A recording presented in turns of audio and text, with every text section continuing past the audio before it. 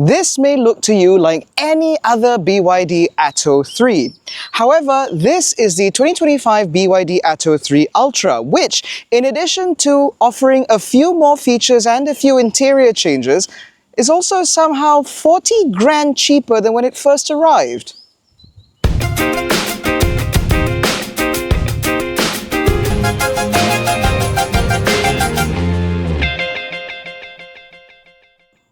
Now, the Atto 3 has gone through some minor changes between 2024 and 2025. So firstly, the Atto 3 arrived in Malaysia in two variants, being a standard range and extended range variant. The standard range using a 49 kilowatt hour battery and the extended range using a 60 kilowatt hour battery. And then in 2024, they decided, okay, we're doing standard range only now, and they dropped the price. And now for 2025, they decided, okay, we're only doing the extended range while also still dropping the price to about 125,000 ringgit. Now, down here within all of this, you will find a single electric motor powering the front wheels, producing the same power and torque as it always has, and it's powered by a 60 kilowatt hour LFP battery, which gives this car a claimed range of a little bit over 420 kilometers.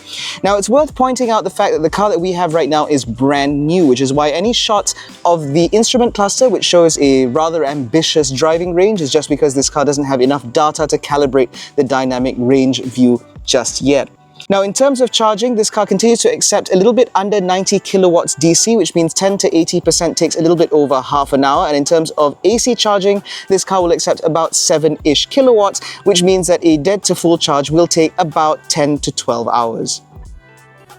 Now, in terms of the overall design, nothing has really changed for the Atto 3, which means up front you still get full LED headlights replete with an LED light bar for the daytime running lights, which does look quite good. And of course, you still get that very distinctive dog bone lower air breather, which actually comes with air breathers down the side in order to smooth airflow over the front wheels.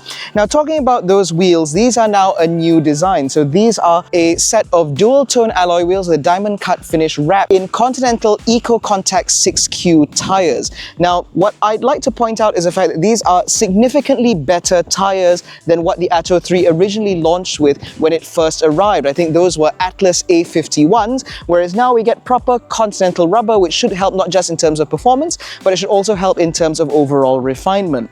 Now, again, because there have been no design changes to this car down the side, this is exactly the same as it's ever been. The only change being this panel here, because last year in 2024, this was swapped from the original brushed silver to this gloss black, and that has also been retained for the 2025 model year as it moves into becoming the BYD Atto 3 Ultra.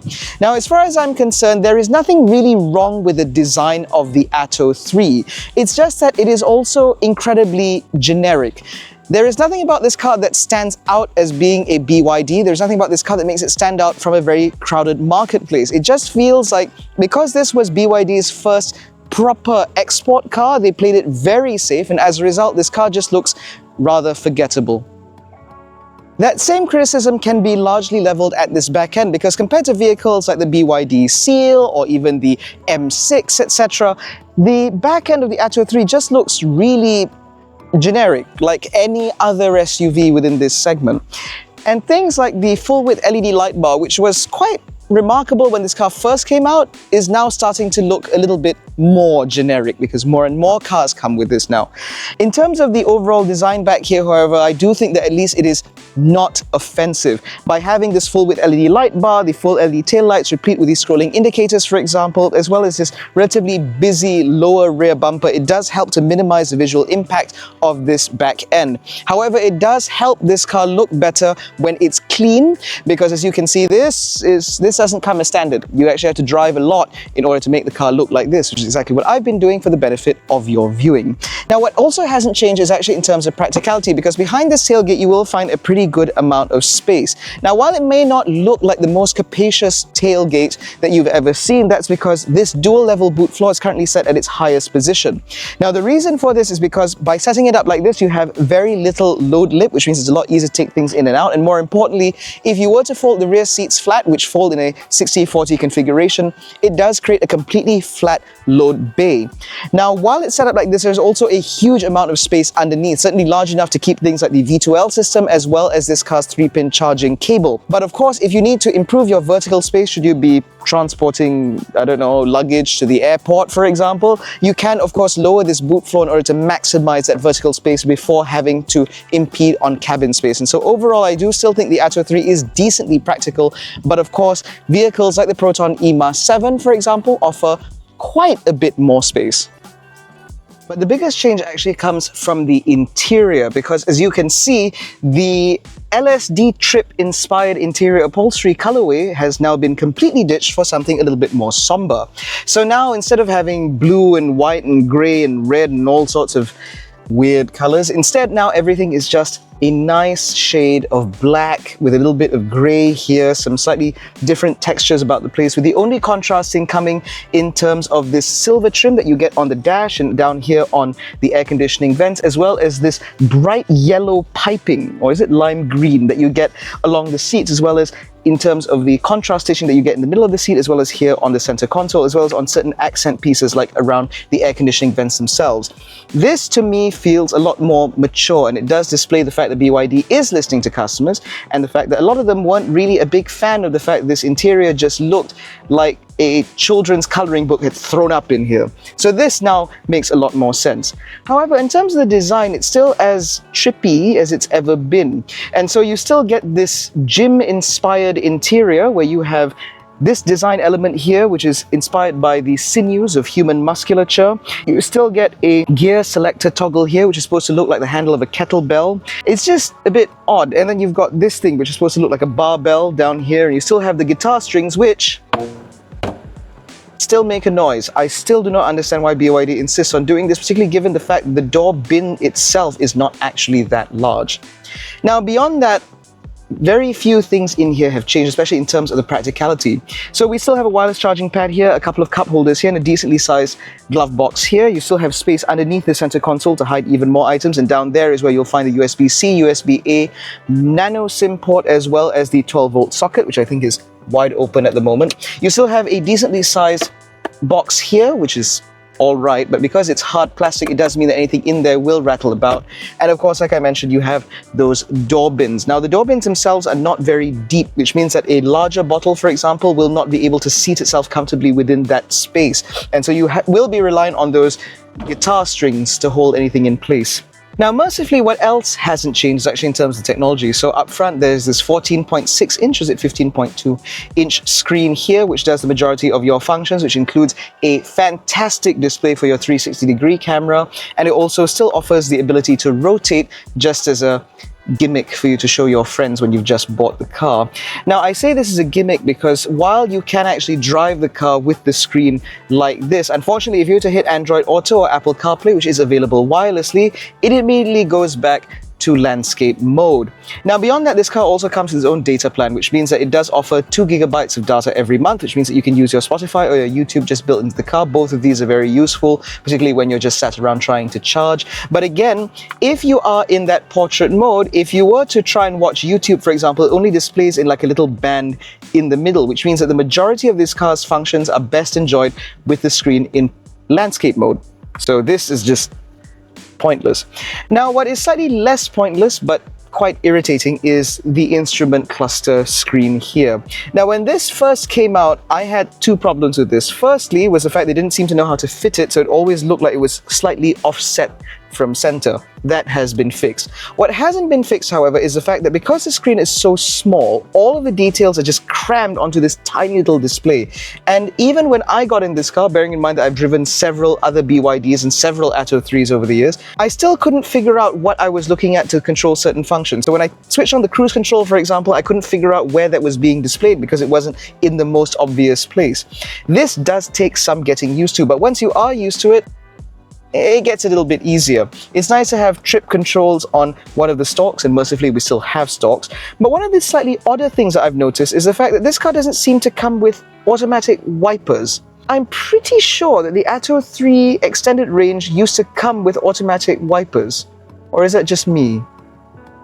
Anyway, in terms of ergonomics, everything here is just fine. You have plenty of adjustment in the steering wheel, which means that you can get a pretty decent driving driving position. The only problem is that, like many other Chinese cars, the Atto 3 only offers height adjustment for the seat, but you can't adjust the tilt angle for the seat base, which means that you do have this sensation like you're sliding out of the seat in some instances. You also don't get lumbar support, which is a little bit annoying, but at least these two front seats are ventilated as standard, which means that as I'm sat here, I have cold air wafting up my bum. It's always very pleasant. Now, the back end of the Atto 3 has also received the same treatment as the front, and so as you can see, you have this much more somber colorway. And in terms of material quality, it is just as good as it is in the front, with lots of soft touch materials about the place, just some hard, scratchy plastics a little bit further down, but of course, that could be just down to the desire for durability. Now, in terms of practicality, we still have 3 pockets behind each of the front seats, which means there's plenty of space for you to hide smaller items. There's a USB-C and USB-A port in the middle, a couple of crotch coolers, because yes, they are set that low and they cannot be pivoted very high, just like the ones in the front. You still get the guitar strings at the back, which means that if you have younger children, you are guaranteed to be irritated over a longer journey. And they can be sat back here because obviously you have 2 ISOFIX mounts, which are very easy to locate, and because the doors open quite wide, it should be quite easy to fit a rear-facing child seat. Now, if you do not have children in the back, you can enjoy this center armrest with a couple of cup holders, and it does feel quite sturdy. And overall, I do actually think the back end of this car is wide enough to accommodate 3 adults sat in a row without too much issue. It also helps that, of course, the floor in this car is completely flat, but it is a little bit high, which means that with my feet sort of set up like this, as you can see, I have not much under thigh support, which means that I have to tuck my feet in underneath the seat in front of me. Now, in terms of the overall durability, I can't really say much commentary with this particular car, because when we received it, it only had about 21 kilometers on the odometer. This car is brand new, which means that we can't quite tell whether or not all of these materials will last. But judging by the feedback received from existing Atto 3 owners, those who paid over 160 grand for their cars when it first came out, they're all saying that the interiors seem to have stood up the test of time, especially with those dealing with children and slightly more wearing and more difficult passengers. So the bigger question now is, given the fact the Atto 3 is now about 40 grand more affordable than when it first came out, since corners haven't been cut in here, surely corners have had to be cut elsewhere. So, to summarize, it seems that the BYD Atto 3 Ultra is just a BYD Atto 3 in any other form. It's got the same motor that we were first made familiar with when it arrived. It's got the bigger battery, just the same one that we became familiar with when it first arrived. So what is the big deal aside from this new upholstery and the new black paint that you can get on the outside, as well as the black trim that you get on the D-pillar? Maybe there's something new in the drive, right? Well, no.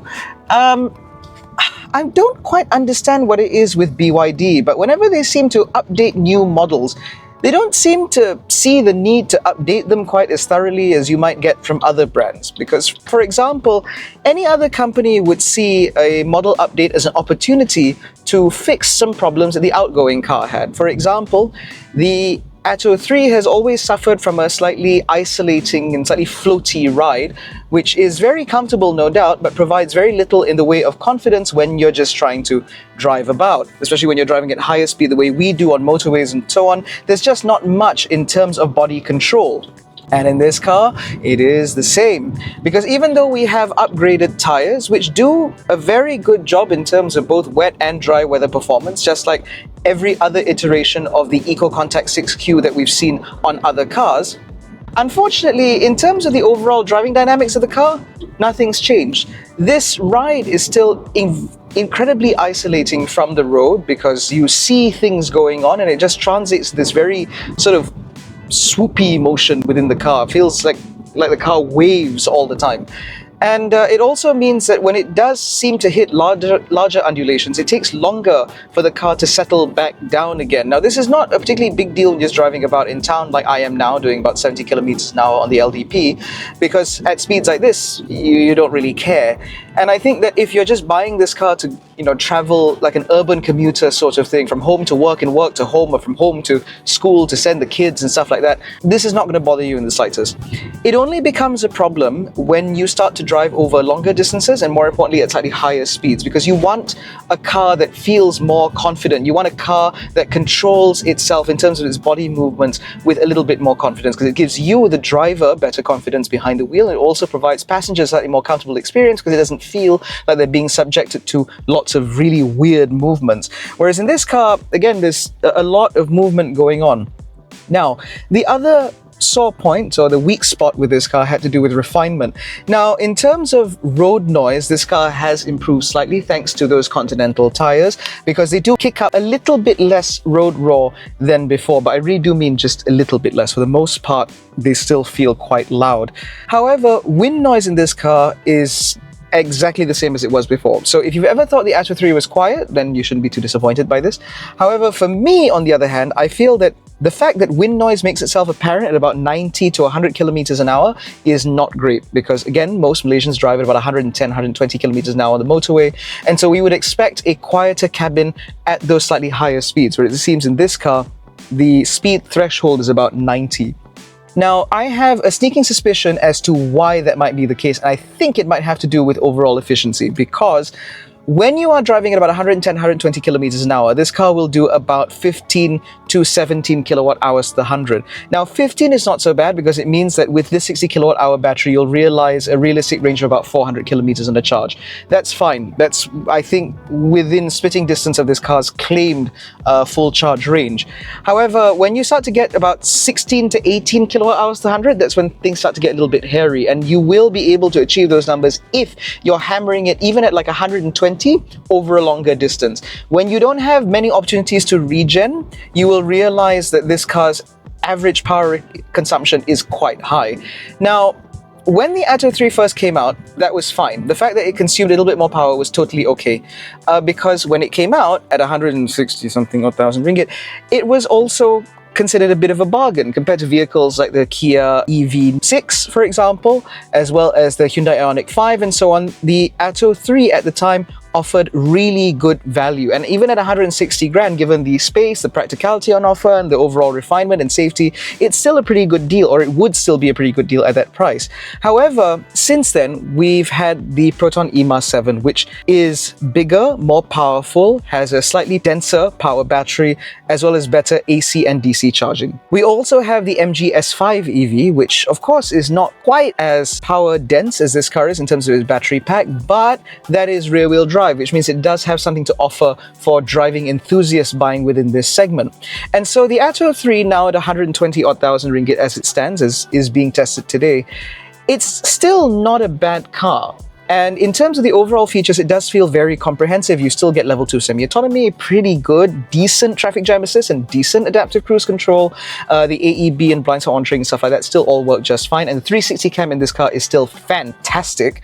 But it's no longer isolated in its appeal, because now the Atto 3 really has to earn its dinner, so to speak, in order to fend off vehicles like the PROTON eMAS 7 and the MG S5 EV, as well as some other non-direct competitors like the MG4, for example.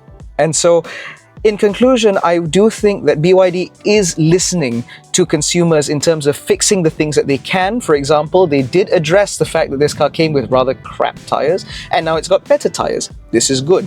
The brakes are no longer as grabby as it used to be. That's great. The ACC still has far too far a follow distance, and I'm sure they'll fix that at some point. And the steering still feels very spongy and vague, but for the most part, for 99% of people who are just looking for an urban family car, I think the Atto 3 is still pretty good. Especially when you consider the fact that this car comes with a V2L system, which actually comes as a gang plug extension cable type of affair, which I think is a little bit more practical than some other vehicles' interpretations of V2L. And because it is a BYD, it also comes with a 7-year warranty for the entire car. It's a 6-year warranty for the entire car, 8-year warranty for the high voltage system, and so on. And so that still feels relatively comprehensive. And so overall, I do still think the Atto 3 is a pretty decent package for those looking to shop within this segment. However, if you do want a car that consumes a little bit less power, especially when you're driving on the motorway, and more importantly offers significantly more practicality, not just for people but also for things, then consider the PROTON eMAS 7, which also knocks about at about this price, and now comes also in black with a tonneau cover, free of charge. And it also does Bahasa Malaysia voice recognition if that's important to you. But more importantly, if you're looking for a car within this segment, an electric family SUV that offers a little bit more for driving enthusiasts, for people who enjoy driving these cars, then consider the MG S5 EV, because that is not only the only vehicle in this segment that is rear-wheel driven, but it also offers a far better dynamic package compared to the eMAS 7 and most definitely compared to this. But overall, I still think the BYD Atto 3 has a place. It still has a reason to exist, and I do still think that it will continue to win fans for those looking for perhaps their first ever electric SUV. In any case, that concludes our review of the 2025 BYD Atto 3 Ultra. If you enjoyed this video, please give it a thumbs up, subscribe to the channel, hit the little bell icon so notified every time we make a new upload. Don't forget to follow us on Facebook, Twitter and Instagram. All the links are in the description below, including the link to join our new WhatsApp channel so that you can stay up to date with the very latest developments within the Malaysian automotive industry. Thank you so much for watching. We'll catch you in the next one. Take care, stay safe, and jangan bodoh.